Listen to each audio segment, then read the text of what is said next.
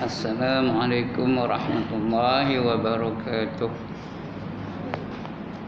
A'udzu billahi minasyaitonir rajim. Bismillahirrahmanirrahim.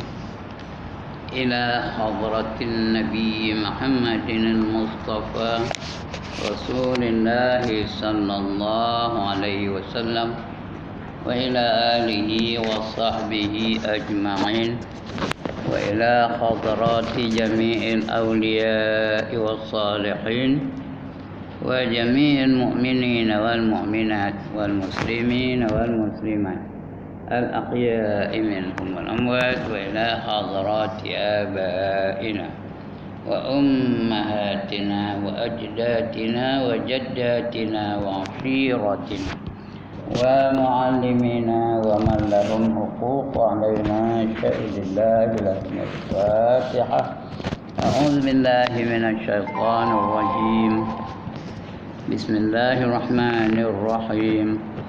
الحمد لله رب العالمين الرحمن الرحيم مالك يوم الدين إياك نعبد وإياك نستعين اهدنا الصراط المستقيم صراط الذين أنعمت عليهم غير المغضوب عليهم ولا الضالين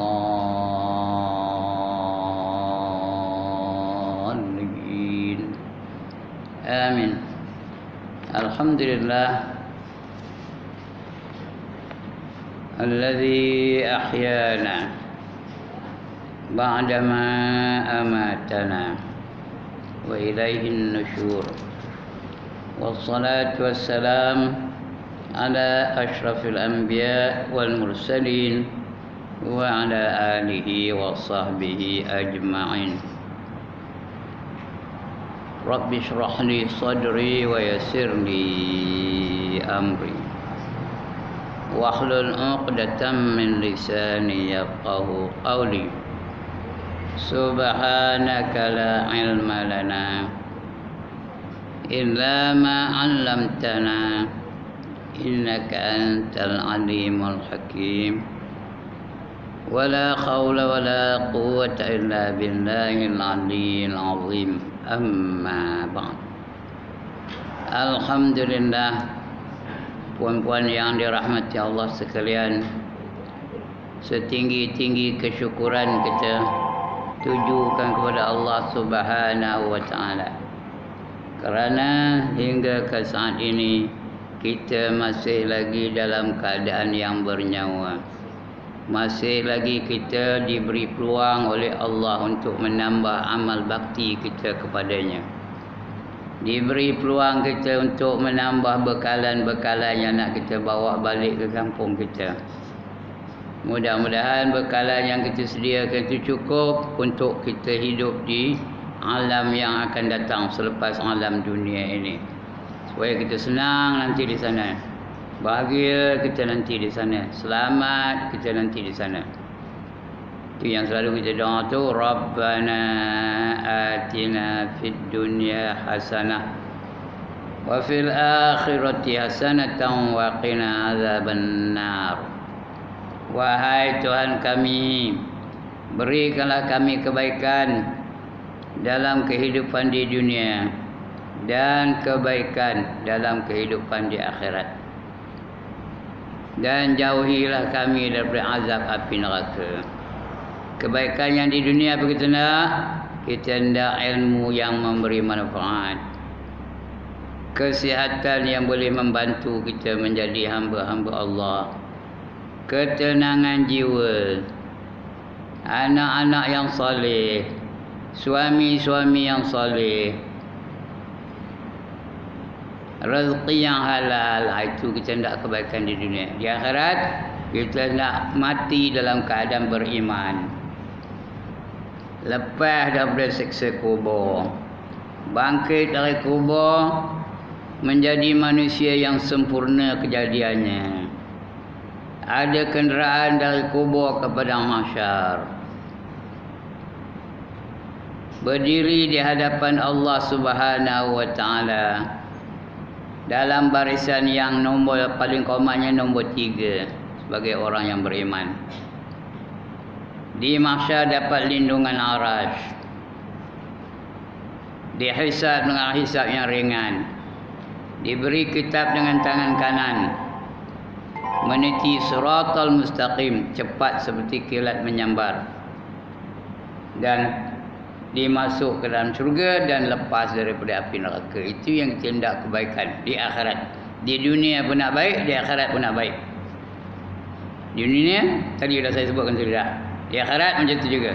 Bila ada kedua-dua tu, barulah kita dikira orang yang telah berjaya dalam kehidupan di dunia dan di akhirat. Barulah kita berjaya menjadi hamba-hamba Allah yang diiktiraf oleh Allah Subhanahu Wa Taala. Baik, sebelum itu berlaku, akan berlaku kemusnahan yang total.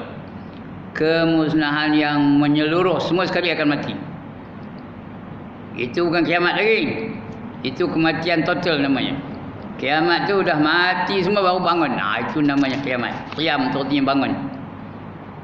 Kita bangun daripada mati menuju kepada mahsyar. Itu namanya kiamat. Sekarang ni kita menunggu kematian yang total. Mula-mula dimatikan dulu ulama-ulama. Sekarang ni banyak ulama-ulama yang telah mati. Selepas itu dimatikan pula orang-orang yang beriman. Siapa yang beriman dia mati.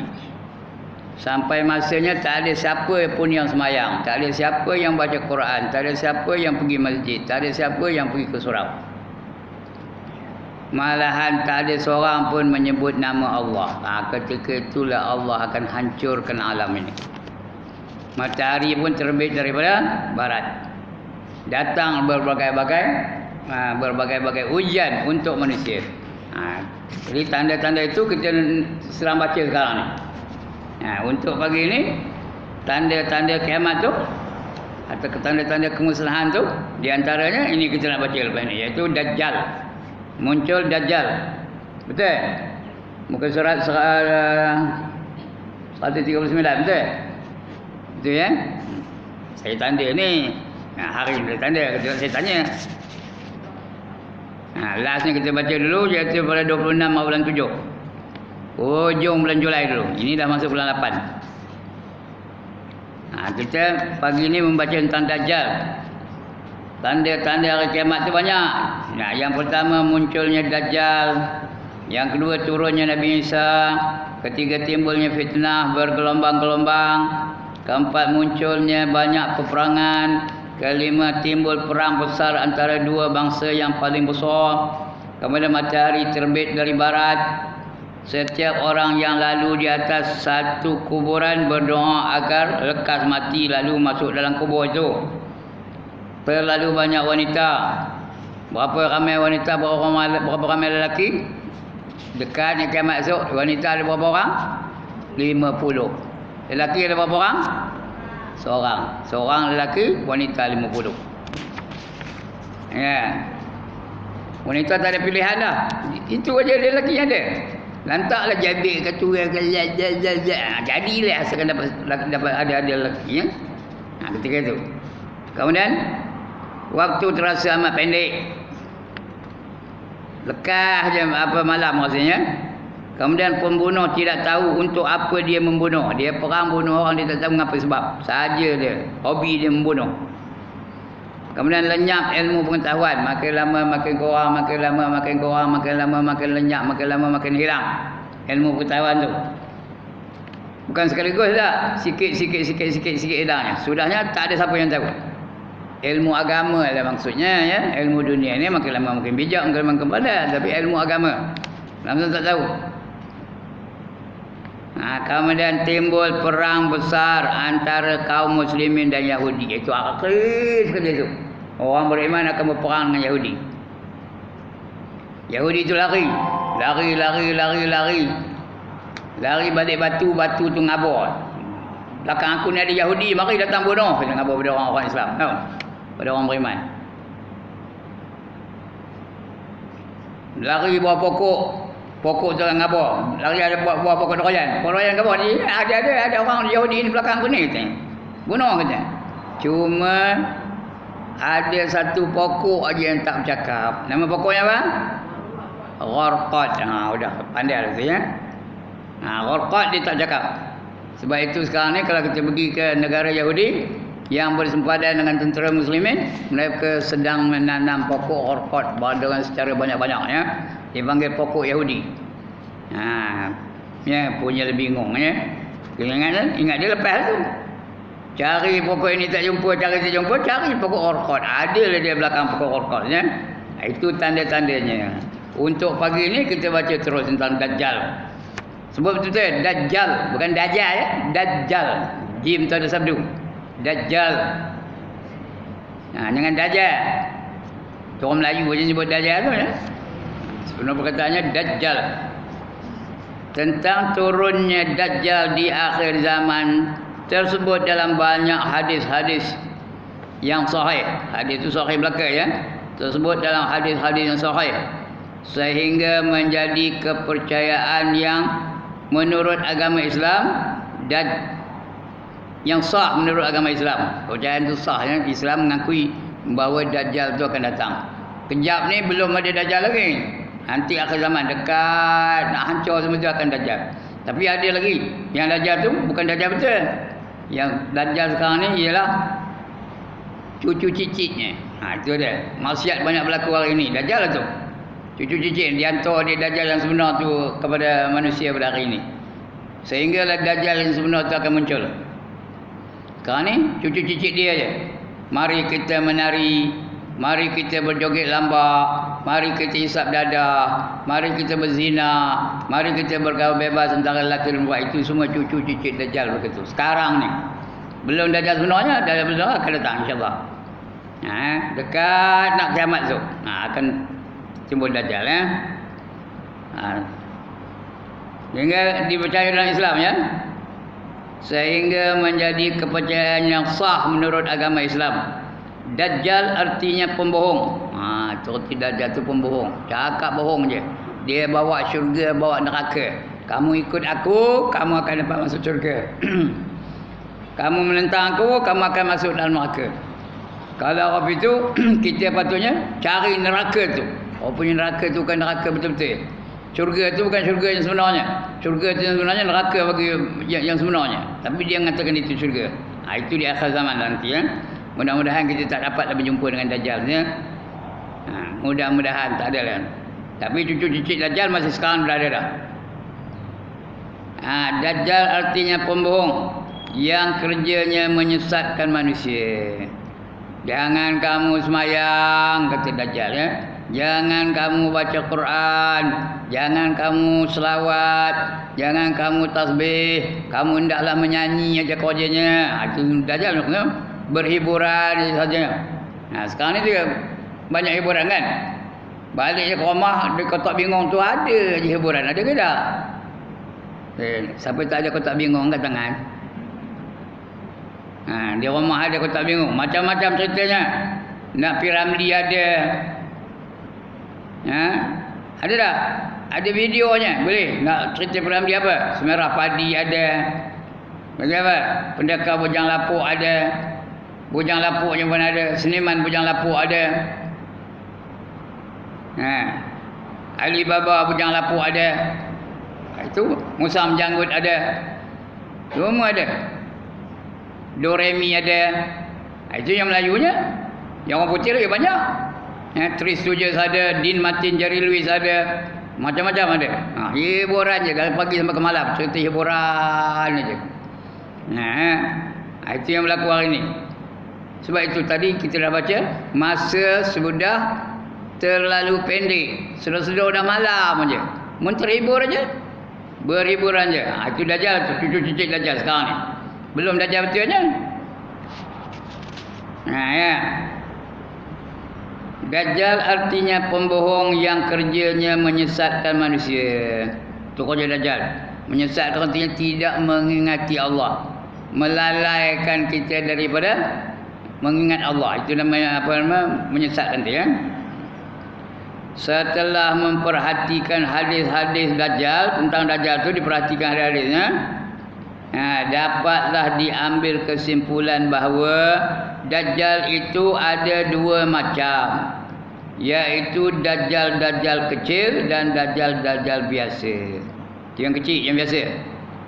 Yang kerjanya membohongi dan menyesatkan manusia, yang menyebabkan kerosakan-kerosakan dalam masyarakat manusia. Itu dajjal kecil tu. Dajjal biasa. Mendatangkan menyesatkan manusia. Allah kata riba tu haram, tapi Dajjal kata akhir zaman ni kita terpaksa lah pakai riba. Kalau tidak macam mana nak beli mutokah, macam mana nak beli tanah, macam mana nak beli rumah, macam mana nak maju, macam mana nak membangun. Itu Dajjal kecil ingat. Lalu kita pun tertipu dan kita terlibat dengan riba. Beli rumah riba, beli mutokah riba, beli motor riba, beli apa-apa saja kenderaan semua riba saja. Beli televisyen riba, beli VCS riba aja. Padahal Allah sudah haramkan riba. Ini dah Allah sebut dalam Quran, wa ahallallahu al-bai' wa harrama riba, kata Allah. Allah menghalalkan jual beli dan mengharamkan riba. Tapi akhir zaman ni datang dajjal kecil ni kata, mesti kita nak buat juga akhir zaman ni, kita tak boleh maju ni. Itu di antaranya. Begitu juga kita hidup ni biar seronok sikit. Jangan monyok aja apa tak buat. Kita menari dulu. Minum arak dulu. Isap dadah dulu. Pakai pil-pil yang menghayalkan. Ada pil ekstasi namanya ya. Itu semua anjuran-anjuran Dajjal lagi. Sudah berlaku ke belum sekarang ni? One more time. Sudah berlaku ke belum sekarang ni? Itu Dajjal kecil tu. Dajjal biasa ya. Yang kerjanya membohongi dan menyesatkan manusia, yang menyebabkan kerosakan-kerosakan. Bila manusia semua isap dadah macam rosak dah. Akhlak rosak, tenaga rosak, otak rosak, semua rosak belaka dah ya. Menyesatkan manusia dan menyebabkan kerosakan-kerosakan dalam masyarakat manusia. Kerosakan-kerosakan yang ditimbulkan oleh Dajjal kecil ini dinamai kiamat kecil. Namanya kiamat kecil. Kiamat sudah tak ingatkan Tuhan tu macam kiamat lah. Ada nama yang kiamat kecil. Semayang dah hidup, nuntut aurat dah hidup. Suka hati dia je. Nak pakai seluar, nak pakai seluar pendek, nak pakai gaun, nak pakai t-shirt, bertulis pula t-shirt tu. Depan tulis apa? Pandai dah. Hafal belaka. Alhamdulillah. Belakang tulis apa? Lagi hafal. Depan tulis kismi, belakang tulis no problem. Siapa nyuruh tu? Dajjal kecil lah. Dajjal biasa ni ya. Tengkin suami, mak bapak pun tengkin. Mak bapak jadi kuli, anak jadi tuan. Itu semua kerja Dajjal lah gitu ya. Hiburan liar. Dia kira nak seronok aja. Itu semua cerita Dajjal begitu. Dalam dunia ni kita nak seronok tadi ya. Itu namanya Dajjal kecil atau kiamat kecil.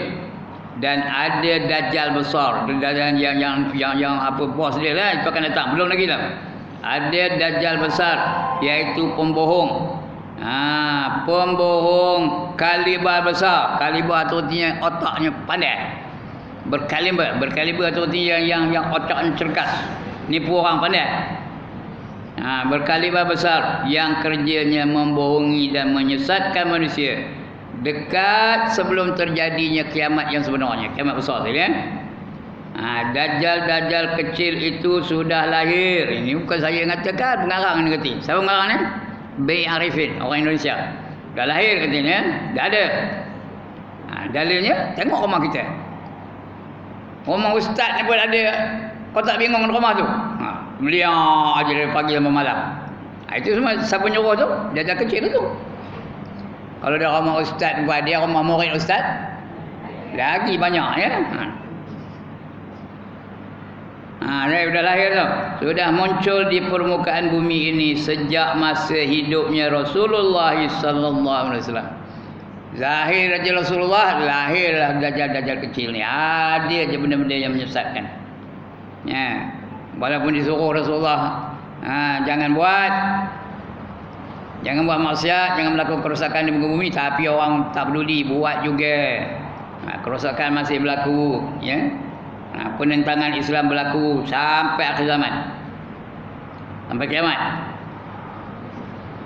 Sebab itu Rasulullah sallallahu alaihi wasallam selalu berdoa, minta berlindung, minta perlindungan kepada Allah Subhanahu wa taala dari pengaruh dajjal-dajjal itu.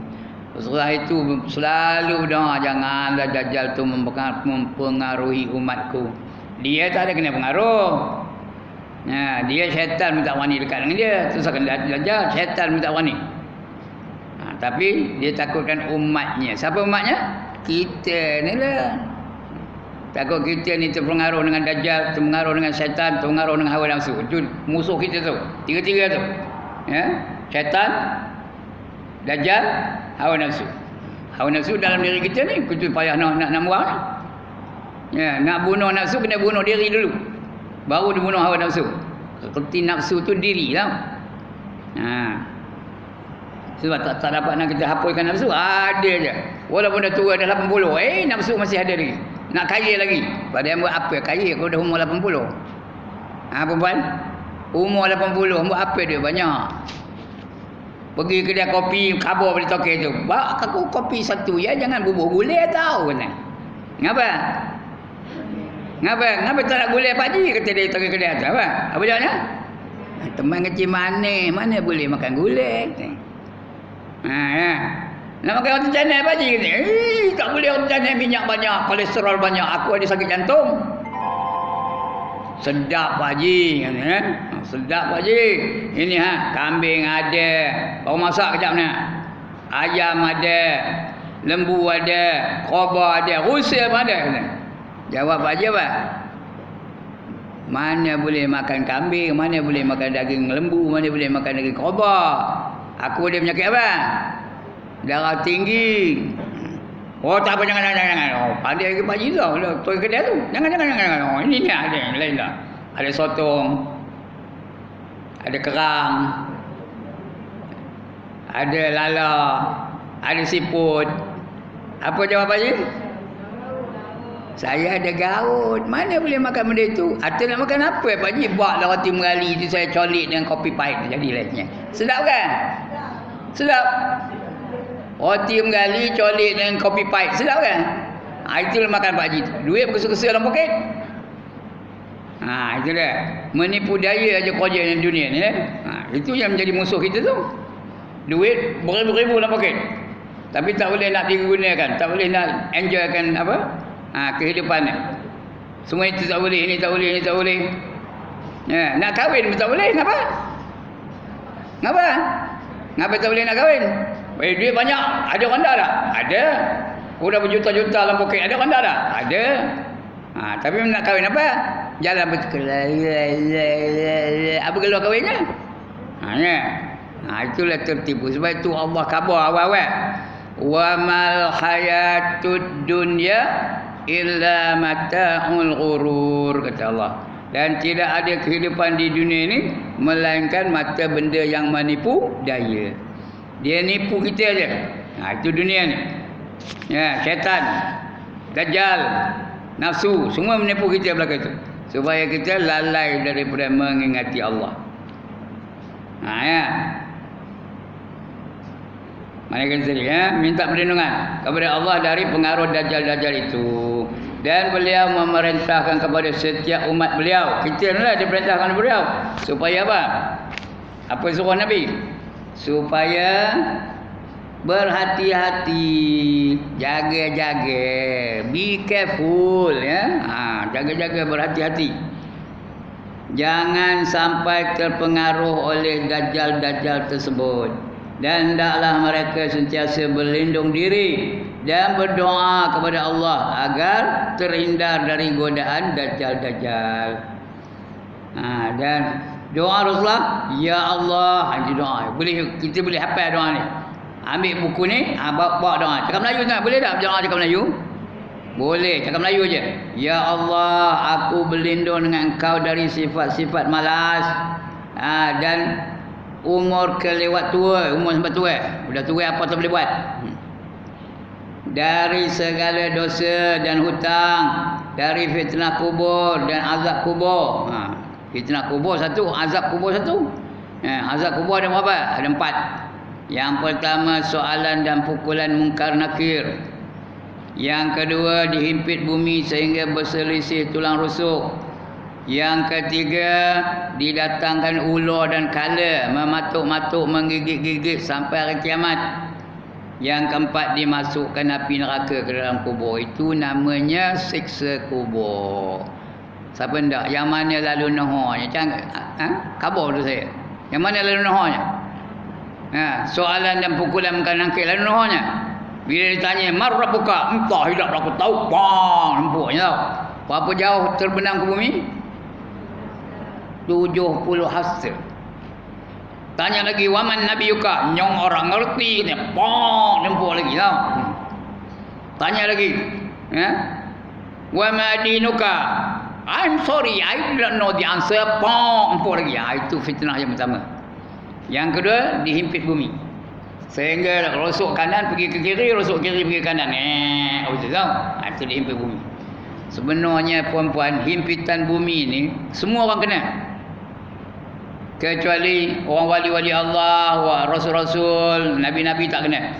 Orang soleh kena lagi tahu. Orang soleh masih kena lagi. Dihimpit bumi tu.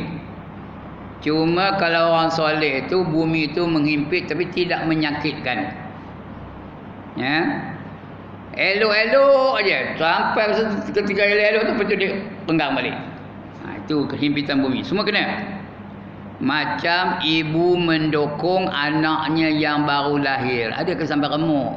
Perempuan dulu masih anak baru lahir. Tadi tak dukung dia. Siapa nak dukung sangat? Semua ada dukung ya. Adakah sampai remuk tulang rusuknya? Adakah jerit budak tu? Kalau dia tengah menangis mendukung dia maknya, apa? Elok balik, senyap balik. Begitulah. Selesa, sedap, nyaman aja. Itu ya. Dukungan ibu terhadap anaknya. Yang lain tu dihimpit bumi sehingga berselisih tulang rusuk. Kerana bumi tu geram tengoknya. You are very proud. There is a call for prayer. You just ignore. You just don't listen. Faham-faham tidak. Bumi geram. Bumi tak kerti cakap putih kan? Lagi pandai daripada saya. Sebab itu bila masuk aja, "Now where are you going to run to?" Nak lari ke mana sekarang ni? Kata bumi. Dihimpitnya. Ular pula. Panjang ular tu, kepala dari kepala ke ekor berapa? Berapa jauh panjangnya? Sebulan perjalanan. Tu ular dan kala mematuk-matuk, menggigit-gigit, memukul-mukul sampai hari kiamat. Sebulan perjalanan. Kau nak tahu jalan kejap ni. Sebulan lagi lepas ni berhenti. Tak mana? Itu panjangnya. Kala pun begitu juga. Sebulan perjalanan dari kepala ke ekor. Kala tak ada gigit, tak ada matuk. Kala buat apa? Nyengat ekornya. Itu kala. Bagi orang-orang yang derhaka, itu seksa kubur ya. Kemudian dia masukkan api neraka dalam kubur tu. Dia balik-balikkan mayat dalam kubur tu macam orang manggang apa? Macam orang manggang barbecue. Barbecue tu apa? Babi lah. Zaman Robin Hood itu dicucuknya babi tu ikut punggung, keluar ke mulut. Habis tu dia panggang dari bawah. Dia panggil barbecue. Sekarang ni tak ada lah babi apa? Kambing Q. Ayam Q. Ikan keli Q. Itulah ya. Sebab kata Nabi, al-qabru rawdatan min riyadil jannah wal qabru khufratan min khufurin niran. Kubur itu ialah satu taman daripada taman syurga, dan kubur itu juga ialah satu jurang daripada jurang neraka. Pilih mana nak taman syurga ke nak jurang neraka. Itu dia 4 siksa kubur ya. Dia minta lindung. Itu doa Rasulullah tu. Engkau bersifat dari sifat malas, minta lindung, jangan jadi malas. Malas nak sembahyang, malas nak nutup aurat, malas nak masak untuk suami. Semua malas aja, malas nak berzikir, malas nak selawat, malas nak baca Quran. Dan sebagainya. Malas saja, minta lindung, jangan jadi malas. Dan jangan berhutang, jangan banyak hutang. Lebih-lebih lagi berhutang dengan Allah. Ada tak orang berhutang dengan Allah? Apa hutangnya? Mayang. Lagi? Puasa. Lagi zakat. Itu berhutang dengan Allah. Jangan ada hutang. Ya. Fitnah kubur dan azab kubur dah cerita tadi. Dan fitnah neraka. Neraka lagi dahsyat. Dengar elok-elok kenyataan ini dah berapa kali dah saya sebut. Selemah-lemah api neraka adalah 70 kali lebih kuat daripada sekuat-kuat api dunia. Faham ke ni? Sekali lagi. Ya. Komplit ayat ni. Sebut ayat ni sampai. Selemah-lemah, sebut. Selemah-lemah api neraka adalah apa? 70 kali ganda. Lagi apa? Lebih kuat daripada, ada satu perkataan tadi, lebih kuat daripada, salah, sebelum itu, sekuat-kuat api dunia. Okey, complete the sentence. 1, 2, 3. Bagus. Adalah,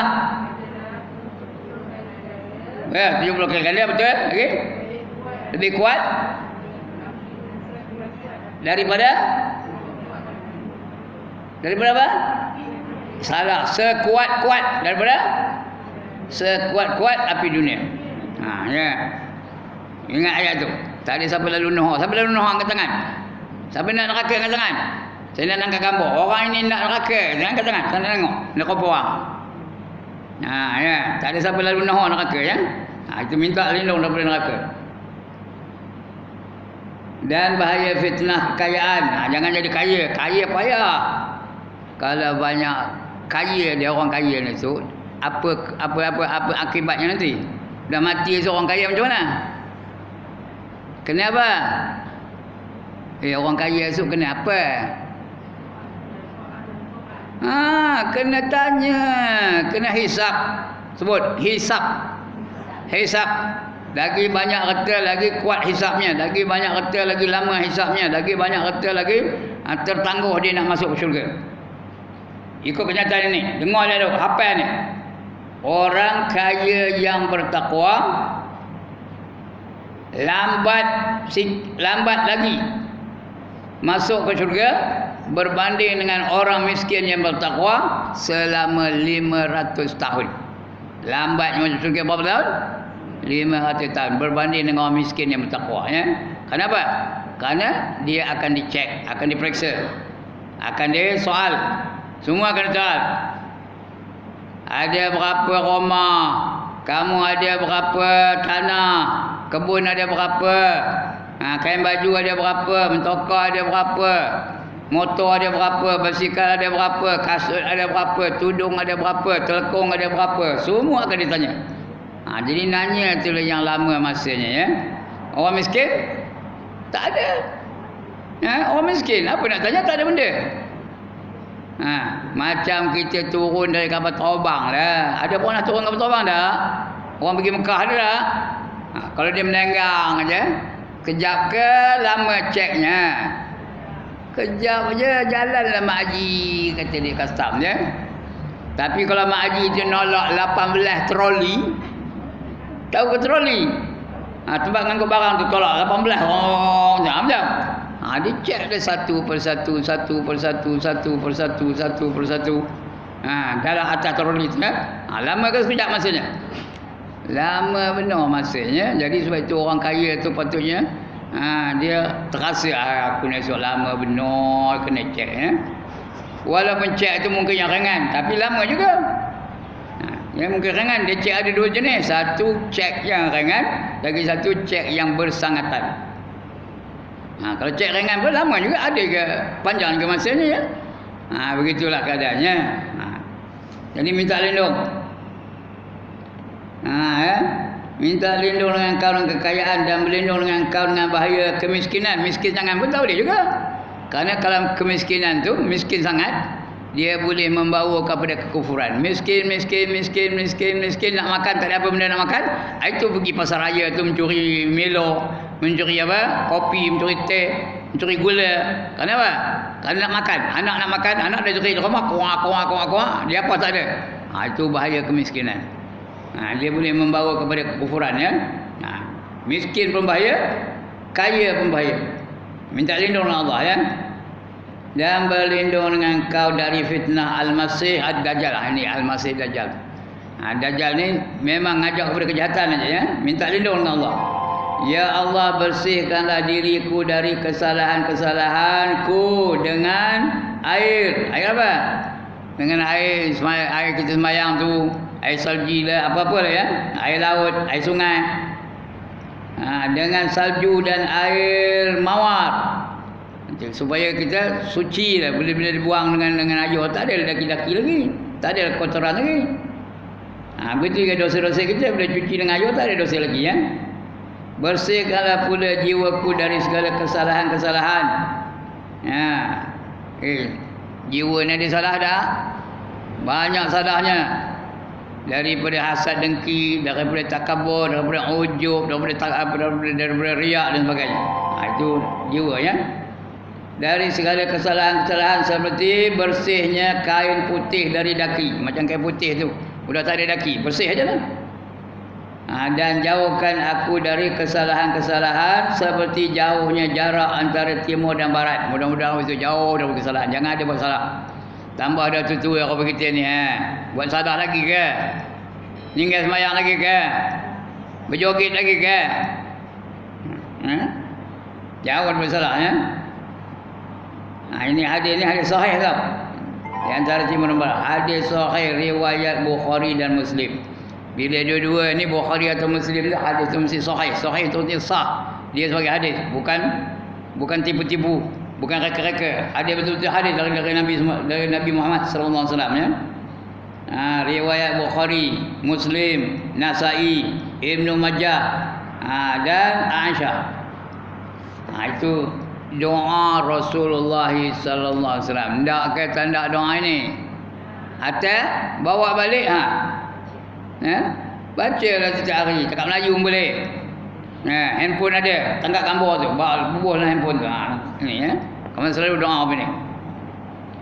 Sabda Rasulullah sallallahu alaihi wasallam, berlindung dirilah kamu dengan Allah dari bahaya fitnah Al-Masih iaitu Dajjal. Rasulullah memperingatkan akan umat beliau bahawa di antara Dajjal itu selain berbohong dan mengacau, juga ada di antara mereka yang berlagak dan mendakwakan diri mereka sebagai Nabi. Dajjal tu ada mengaku diri dia sebagai Nabi. Akulah Nabi kata Dajjal. Itu tak apa. Malahan ada yang mengaku sebagai Tuhan pun ada. Mendapat banyak, supaya dapat mengikut Nabi atau Rasul, agar mendapat banyak pengikut, supaya orang ikut je dia. Dia mengaku sebagai Nabi. Dan Dajjal yang mengaku Nabi atau Rasul itu akan berjumlah sampai 30 orang. Semua Dajjal tu, walaupun dia tak mengaku dia itu Dajjal, tapi dia mengaku dia jadi Nabi, dia mengaku dia jadi Rasul, dia mengaku jadi kadang jadi Tuhan pun ada. Ada orang mengaku jadi Tuhan? Ada ke tak? Ada. Di antaranya orang namanya Harun. Zaman saya muda-muda dululah, generasi muda juga. Ada seorang namanya Harun, orang Singapura. Dia mengaku diri sebagai Tuhan. Dia mengeluarkan diri dia Tuhan Harun. Perempuan mungkin tak ingat kau ya. Tahun agak-agak 60-an begitulah. Tahun 60-an. Dia mengaku dia sebagai Tuhan, Tuhan Harun. Orang Singapura. 10 bininya. Bini 10 tau. Ada aja pula orang dak tu. Memang Tuhan, siapa tak ada? Bersuami ke Tuhan? Berdasarkan ayat Quran. Dia pandai baca Quran. Fankihu, ayat ni dia dalil dia. Fankihu ma tabalakum minan nisa masna wa sulasa wa ruba' fa in khiftum alla ta'dilu fawahida. Itu ayat Quran betul-betul surah An-Nisa tau.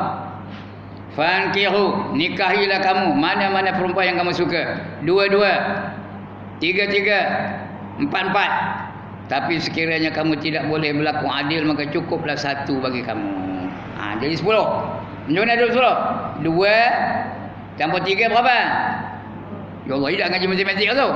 2 tambah 3 berapa? 5. Udah 3, 2, 3 betul 4. 5 jam 4 berapa? 9. Udah 9. Kalau kamu tak boleh berlaku adil, cukuplah seorang bagi kamu. Tambah 1 berapa? 10. 10 bininya. Tapi dah mati dah. Tuhan Harun tu dah mati dah. Tuhan dah mati. Bayang tak? Tuhan boleh mati ke? Itu dia. Mengaku jadi Tuhan mana? Ada lagi seorang mengaku jadi Tuhan. Mula-mula dia mengaku nampak Tuhan. Lepas itu dia jadi Tuhan betul. Siapa? Ayah Pin pandai. Ayah Pin mengaku jadi Tuhan. Dia mula-mula mengaku nengok Tuhan. Kamu ikut wirid aku, zikir aku. Itu depan saya tu. Saya pernah menghadapi dia. Kamu ikut aku, katanya, kamu akan nampak alam kubur. Kamu akan nampak alam mahsyar. Kamu akan nampak alam malakut, katanya. Dah habis tu. Dia mengatakan kalau kamu tak nampak Tuhan, macam mana kamu nak kenal? Kata. Seolah-olah dia ngabur pada kami tu, dia nampak Tuhan lah. Terfikir hati saya ketika itu. Nabi Musa nak tengok Tuhan pun tak dibagi Tuhan. Ini kan pula ayah Pin. Ayah Pin tu lebih mulia daripada Nabi Musa kan. Jadi hak itu je lah. Malam itu je lah kami pergi situ. Jamunya lebih kenyang lah. Jadilah dah tu. Ada seorang tu mengikut dia sampai ke Terengganu. Orang kampung. Mengikut dia sampai ke Terengganu. Jadi nombor 2 dia sekarang. Nombor 2 daripada dia. Sekarang ni dia tak ada, dia jadi ganti ketuanya tau. Orang kampung tu. Dah lama tu dia mengaku jadi Tuhan langit. Dia mengaku jadi Tuhan langit. Ayah Pin ni. Dia mengaku jadi Tuhan. Tapi bukan Tuhan dunia ni, Tuhan langit. Mentadbir langit ni. Tak lama lepas tu dia pula lumpuh. Tuhan boleh lumpuh ke? Tak boleh berjalan, lumpuhnya. Dan sekarang dah mati pun. Tuhan mati kan? Kalau dia Tuhan, dia mati kan? Takkan Tuhan mati. Itu dia kan? Itu Ayah Pin. Mengaku dia sebagai Tuhan. Mengaku sebagai Rasul masih banyak. Mirza Ghulam Ahmad, dia mengaku sebagai Rasul. Dia baca ayat Quran juga. Wa mubasyiran bi rasulin ya'ti min ba'di ismuhu Ahmad, surah Shaf. Terimalah berita gembira bahawa lepas ini ada nabi yang turun namanya Ahmad. Akulah nama dia Mirza Ghulam Ahmad, nama dia Mirza Ghulam Ahmad. Orang India. Dia mengaku dia sebagai nabi. Nama akulah Ahmad tu katanya. Padahal Ahmad yang disebut dalam Quran tu, Ahmad tu ialah Muhammad. Ringkasnya Ahmad. Tapi dia mengaku dia itu sebagai Tuhan. Banyak pengikutnya tau. Di India tu berjuta-juta pengikutnya. Sampai sekarang aja. Dia mengasaskan fahaman namanya Qadiani. Baca kitab yang bernama I'tiqad Ahlussunnah wal Jamaah. Ada itu, ya. I'tiqad bukan akidah. Ada satu kitab lain Aqidah Ahlussunnah wal Jamaah, itu lain. Ini I'tiqad Ahlussunnah wal Jamaah. Sekarang ni Muslimat Taman Melayu baca Taman Melayu Jaya sedang baca kitab itu. Itu seorang namanya Mirza Ghulam Ahmad. Dia mengaku dia mula-mula dia mengaku dia Imam Mahdi. Lepas tu dia mengaku dia menjadi Rasul. Berdasarkan ayat Quran tadi. Dia lah mengasaskan satu kumpulan namanya Qadiani. Melayu ada. Ada yang Melayu mengikut Qadiani itu. Terutama di belah-belah Kuala Lumpur tu lah ya. Banyak betul. Jadi jangan terpedaya dengan orang-orang yang mengaku diri mereka sebagai Rasul, mengaku diri mereka sebagai Nabi, mengaku diri mereka sebagai Tuhan dan sebagainya. Cukup dahsyat ya. Jangan begitu. Baik, 30 orang ya. Sabda Rasulullah sallallahu alaihi wasallam, tidak terjadi kiamat hingga muncul hampir 30 orang dajjal pembohong. Masing-masing mengaku bahawa ia Rasulullah. Hadis sahih.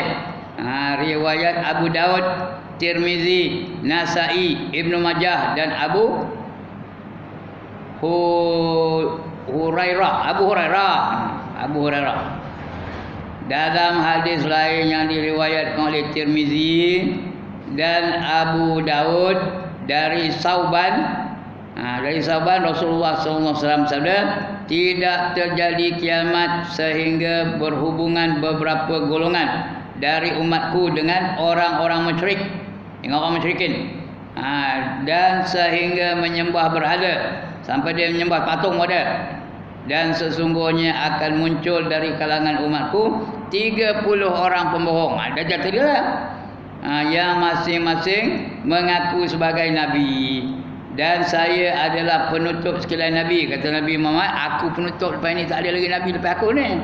Tapi ada lagi, walaupun nabi dah wafat, ada lagi mengaku jadi nabi. Jadi yang kita percaya, kerana nabi yang penyudahnya ialah Nabi Muhammad, tak ada lagi lepas itu. Dan tidak ada nabi sesudah saya.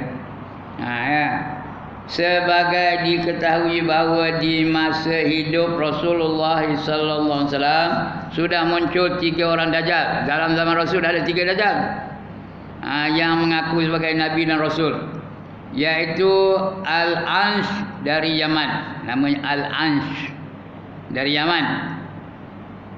Lagi Musailamatul Kazzab namanya. Musailamah daripada Yamamah juga ya. Dan Ibnu Sayyid dari Madinah. 3 orang mengaku jadi nabi di zaman Rasul tu. Padahal Nabi kata akulah nabi yang penyudah, berani dia mengaku dia jadi nabi juga ya. Ketiga-tiga pembohong besar itu sudah dapat ditewaskan oleh tentera Khalifah Abu Bakar As-Siddiq. Masa Abu Bakar dah jadi khalifah, ditewaskan mereka ketiga-tiga orang tadi. Iaitu siapa tadi? Al-Ansh, lagi Musailamah, dan juga Ibnu Sayyad dari Madinah ya. Mereka mengaku nabi itu sudah ditewaskan oleh Abu Bakar. Dan Nabi sudah wafat dah. Kau tidak macam mana Abu Bakar jadi khalifah? Tapi walaupun Nabi wafat, dia hidup di zaman Nabi. Bila wafat jadi Nabi, dia mengaku jadi Nabi. Ini 3 orang ya, sudah ditewaskan oleh tentera Islam. Adapun Al-Aswad, Al-Ansh, Al-Aswad ni kuting hitam, Al-Ansh dari Yaman, ditewaskan oleh mata pedangnya Firaus Ad-Dailami. Firaus Ad-Dailami. Kemudian Musailamah tadi, Musailamatul Kazzab, ditewaskan oleh mata pedangnya Wahsy, namanya Wahsy. Wahsy, seorang yang dalam perang Uhud, yang dalam perang Uhud telah dapat membunuh Hamzah. Wahsy ini asalnya kafir, dia membunuh Hamzah tahu. Paman Rasulullah, kata pak selaki Rasulullah Hamzah ni. Lalu dia taubat. Dia Wahsy ni taubat. Dia dah bunuh Hamzah tu pak selaki Nabi. Syahid Hamzah tu mati perang Uhud ya. Tapi dia dah taubat, dah masuk Islam. Dia pula membunuh siapa? Musailamatul Kazzab tadi ya. Paman Rasulullah SAW, lalu dia taubat. Paman siapa tu ya? Pak saudara, paman ya. Lalu dia taubat dan maju ke medan perang sehingga terhasil membunuh Musailamatul Kazzab tadi ya, sebagai penebus dosanya. Jadi dia dosa yang dah tersebutlah ya, kerana dia dapat membunuh Nabi palsu ni. Sedangkan Ibnu Sayyad juga terbunuh mati dalam perang Uhud juga ya. Beberapa puluh tahun kemudian muncul pula seorang yang bernama Mukhtar As-Saqafi, yang mengaku nabi di Iraq. Namanya Mukhtar As-Saqafi, yang mengaku nabi di Iraq, yang juga terbunuh mati, akhirnya mati juga ya. Dan mungkin banyak lagi pembohong-pembohong yang mengaku nabi. Banyak lagi pembohong yang mengaku nabi.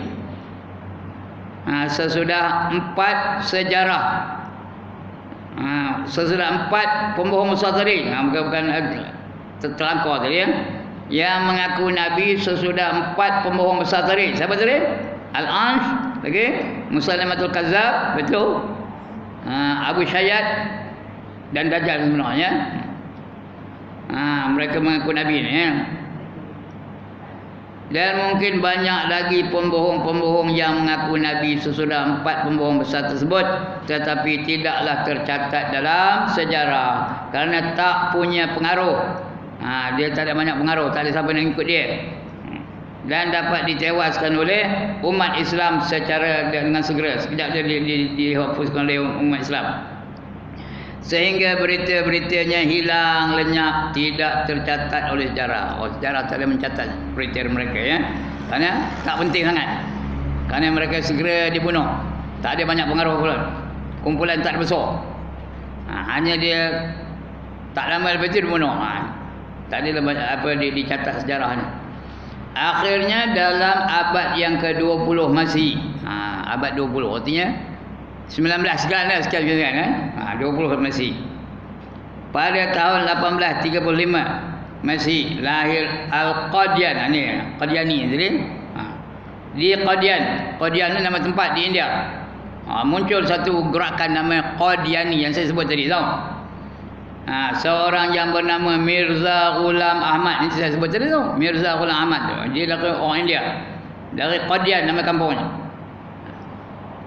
Yang dalam masa hidupnya sering berkhutbah dan mengarang. Dia banyak mengarang kitab, mengarang buku, mengarang buku agama. Nama dia Mirza Ghulam Ahmad. Dia mengaku, mula-mula dia mengaku jadi Imam Mahdi. Lepas itu dia mengaku jadi Rasul. Sudahnya akhirnya mengaku jadi Rasul lah. Berdasarkan ayat Quran yang saya baca tadi. Wa mubasysyiran bi rasulin ya'ti min ba'di ismuhu Ahmad, surah Shaf. Cari surah Shaf, ya. Dia mengaku dia jadi nabi, dia jadi apa? Ini ada ayat dia. Surah Shaf ayat 6. Mana dia tadi, ya? Berkhutbah dan mengarang dalam tahun 1900 dalam umur 65 tahun, Mirza Ghulam Ahmad mendirikan perkumpulan yang dinamai Ahmadiyah. Mula-mula namanya Ahmadiyah. Terambil dari namanya sendiri.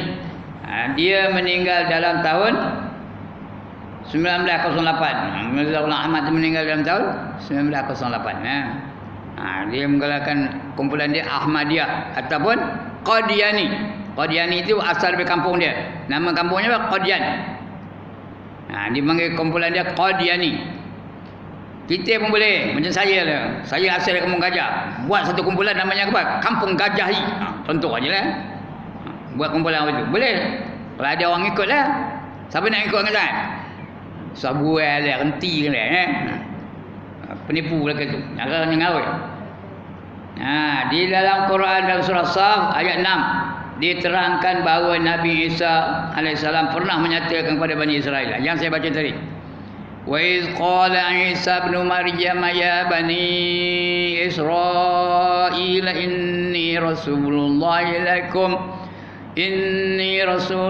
ilaikum musaddiqan lima baina yadayya minat Taurah wa mubasysyiran bi rasulin ya'ti min ba'di ismuhu Ahmad. Ayat ni. Itu bunyi ayatnya. Sekali lagi.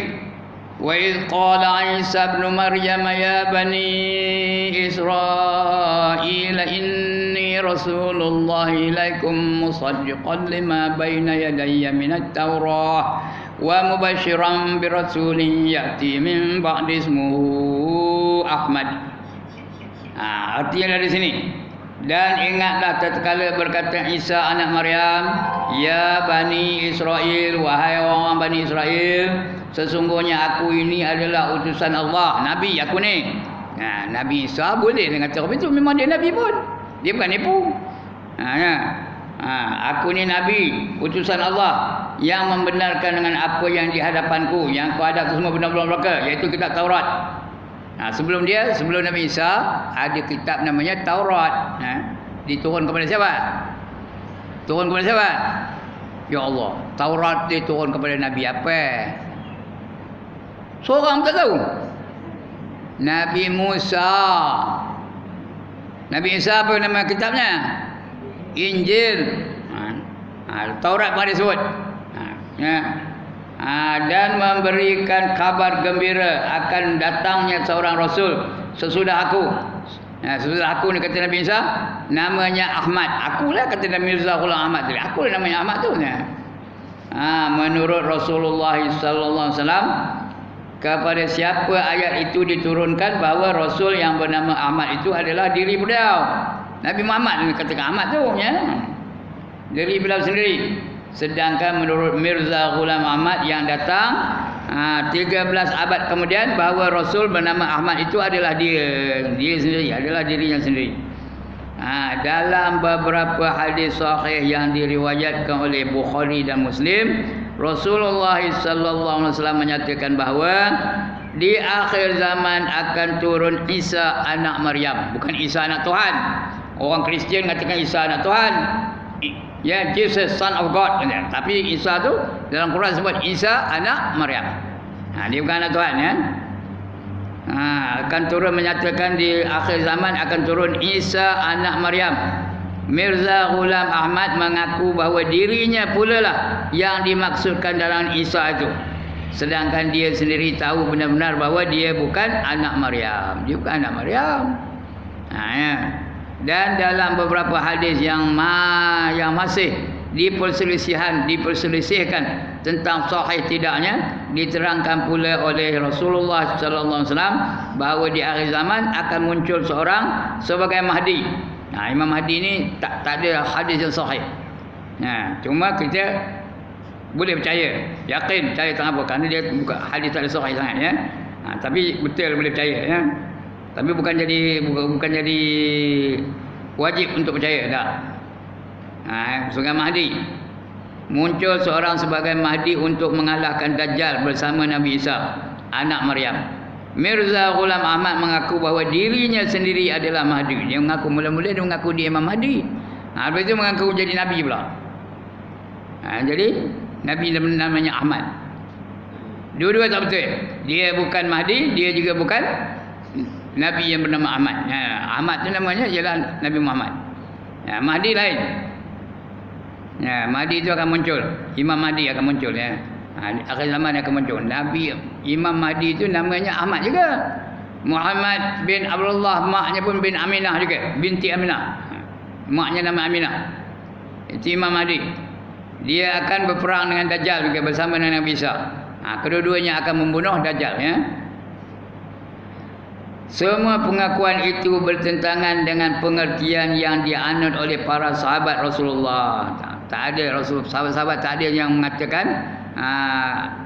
Ahmad tu orang lain. Muhammad dan Nabi Muhammad tadi, Ahmad tadi ya, bukannya Mirza Ghulam Ahmad ataupun yang lain daripada itu ya. Semua mengatakan Ahmad tu ialah Nabi Muhammad. Begitu juga sahabat-sahabat, begitu juga tabi'in selepas sahabat namanya tabi'in. Dan umumnya ulama-ulama dan para imam di dalam kalangan umat Islam, iaitu Ahlus Sunnah wal Jamaah.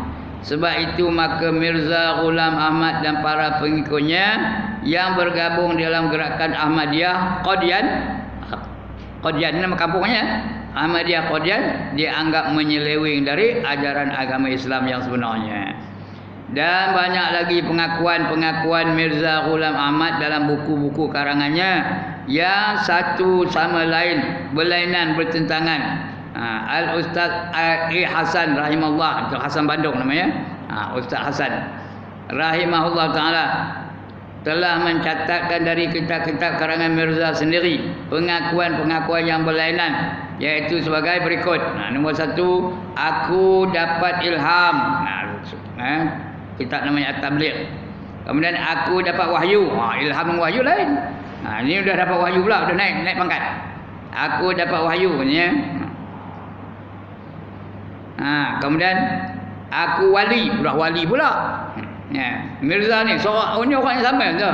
Mula-mula dapat ilham, yang kedua dapat wahyu, yang ketiga aku ni wali katanya. Yang keempat aku khatmul awliya. Artinya aku ni wali yang terakhir, tak ada lagi katanya. Penyudah. Kemudian aku khatmul awliya yang keempat. Yang kelima aku Adam. Adam tu lagi teruk lah. Dah jadi nabi macam Nabi Adam, manusia yang pertama dilahirkan. Yang kadang aku mujaddid, aku memperbaharui agama, kata dia Mirza Ghulam Ahmad. Yang ketujuh aku muhaddas. Aku muhaddas, artinya apa? Akulah Rasul yang terbaru. Yang ke-8 aku Mahdi, sudah mengaku Imam Mahdi pula. Yang ke-9 aku Nabi bayangan, dah jadi Nabi. Yang ke-10 aku Nabi betul-betul, tadi bayangan ni betul-betul pula. Yang ke-11 aku Rasul betul-betul, sudah betul-betul semua. Yang ke-12 aku Muhammad, sudah jadi Nabi Muhammad pula ya. Iaitu khutbah ilhamiah. Kemudian yang ke-12 tadi, yang ke-13 aku Isa, sudah dia pula jadi Nabi Isa anak Maryam. Padahal maknya bukan Maryam. Yang ke-14 aku khatamun nabiyyin, aku penyudah nabi-nabi kata. Itu nampak benar nipunya. Itu nama kitab-kitab yang dikarang oleh Mirza Ghulam Ahmad. Oleh kerana panjang lagi, cukup sekadar itu. Nanti kita akan sambung lagi akan datang ya. Udah ngajar saya 1 jam 36 saat. Udah lengok ke dah? Dah lengok ke dah? Susah buat lah. Teman dah kutang aja orang. Dah sejam macam orang malah lah. Rasa nak bersilih, segan. Betul. Nak berselempur. Untuk rasa nak belunjur, segan pula ustaz depan. Jadi cukup sekarang itu. Sebelum ada yang menjerit belakang tu, dah tu ustaz. Saya berhenti kejap ni ya. Sekian dulu. Sebelum saya tutup, jangan kembunan, jangan terbuka hati lah ya. Ada siapa-siapa nak tanya,